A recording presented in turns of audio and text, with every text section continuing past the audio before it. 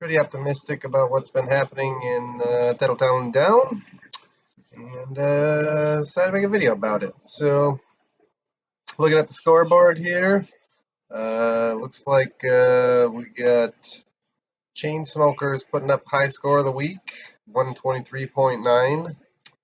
Yeah, 3 weeks in a row, I know. All right, enough about me. Bob wins again. Reader keeps it going.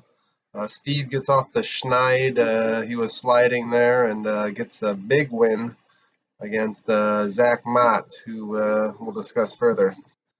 Eric Schatt pulls out a win against Rick Summers, tied for first at 6-3. And Tommy B keeps on winning, 104.9, taking down Scott Lang. So here we go. Looking ahead. No, let's go here. Let's go to the standings. So a team has no name. Still in front. 6-3. He's got 948 points he's put up this year. 3 other teams nipping at his heels, all at 6-3. That's Ego, Tommy B, and Bob, the steady winner. Looks like Scott Lang's in solo 5th, and then we have a 5-way tie for that last and coveted playoff spot. That's Anthony Reeder, Rick, myself. Looks like Adam Murphy and Steve is also, if you believe it or not, 4 and 5, and still in contention. Right. Looking at next week. Rick plays Scott. Egg's got Isaac. Ooh, that's a good matchup there. 2 6-3 teams. Tommy and Reeder battling it out. Dan and Justin, looks like a preview of the Toilet Bowl are playing. And Murph and Steve, 2 4 and 5 teams going at it. So I also play Bob. I'd just like to point out I'm putting in a vote for me and Bob for Game of the Week. We both have a pretty nice win streak going, so I think that's a good game. So,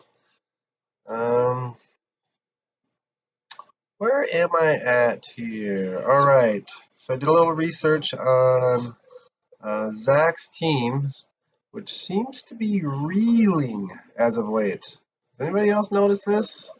Saw him put up 60 points this week, and I had to take a look at his roster. Didn't help that Zach Ertz got pulled for his hammy or whatever reason. AJ Green got into a fist fight on the field with Jalen Ramsey, so doesn't help your fantasy total for the number of blows you throw. That's not point per blow. So otherwise, I think Mike Evans would have had a pretty good point total as well, but that's not how it works. So last week, that's what that's attributed to for Zach. Looks like the first 5 weeks, he was posting 121.8 a game. I think I mentioned this before.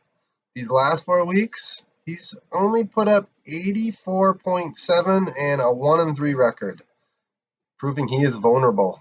You're beatable, Zach. You're beatable. You're dropping 37 points a game over the first 5 weeks versus the last 4 weeks. It's time to step your game up. Readerer. A team in different directions. Flipping the script. He started out at 1 and 4. He was putting up 101.2 a game over those first 5 games. That's pretty respectable. But he said, you know what, that's not good enough. So he added another 10 a game, and he's added to his win column as well. He's 3 and 1 over the last 4, and he's in that top spot, getting that last playoff spot because of his point total, 954.3. Dude's beasting and feasting. I'm just happy I was able to get a win against him. So that's pretty much what I got. for a little week wrap up here. What are we at? Week 9 wrap up. Dyer with a high score. Zach's team's reeling. Anthony team's ascending. Preston and Bob should get game of the week, but it also looks like there's another possible game. Who is that? Looks like Zach, Matt, and Ego have a pretty good matchup as well. So, Justin, do with it what you will. Good luck in the trenches.